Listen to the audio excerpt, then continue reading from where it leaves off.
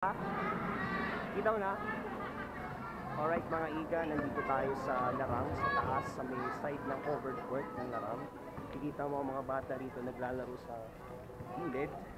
And dito kami ngayon pababa. Kung mapapansin mo sa trail, baba siya, punta doon sa may gilid ng creek, sa may side ng Larang, sa may San Pedro area.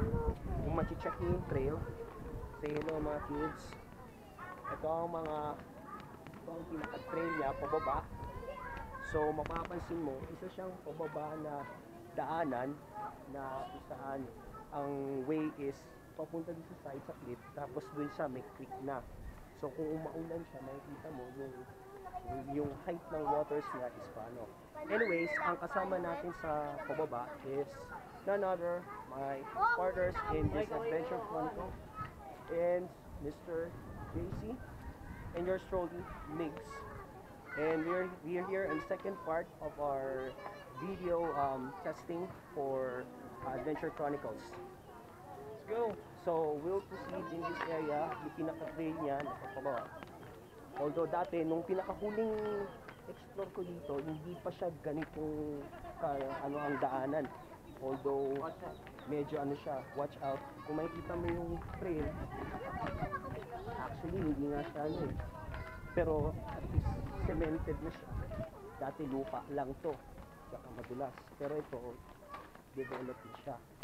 Hindi na siya ganun kahirap magbaba, kasi nung dati nung hindi pa siya ganun kailangan sa mga gilid ka ng mga puno, nakakapit para hindi ka madulas. So ito sa ngayon, years after development, na na siya, okay na siya. And you would see yung lakad, yung kailangan ingat-ingat ka lang din para hindi ka matapik. Dito ang mga bata naglalaro sa gilid. Ito na maging itsura niya tutuusin. Although hanggang dito yung limit yung yan. So tingnan nyo dito mga igan, tatanaw mo for this area, yung scene, maano mo siya. Ito ang pinaka ng San Pedro. Tapos kung matatanong mo yung kabilang side na yon, ano ng Cavite to? Anong area ng Cavite? GMA ba? I think so, or yeah. San Jose. San Jose or GMA Cavite. Pag tinawid mo yung kabilang side ng cliff na yan. Kasi pababa na yan, pinaka lower part is creek. Kung umulan man, yan tumataas yung level ng water niya. So, yan. So, continuous ang baba natin dito yung pinaka-trek. Although, really have to watch this. Baka mahulog. Oh, sa ilog. Nakita ko na si Chris dati sa ilog eh. Sa ilog. So, andito ang mga bata sasama din sa pababa. Ito lang, nire-report natin ang mga nangyayari dito. Sa side, sa cliff. Tsaka, ito. Yan muna ang videos gagawin namin dito.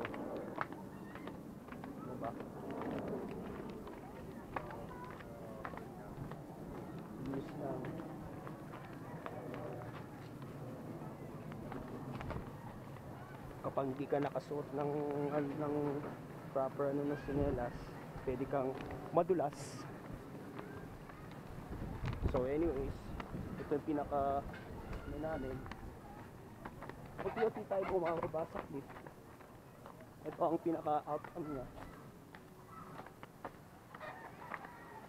There you have it, guys. Itong pinaka niya.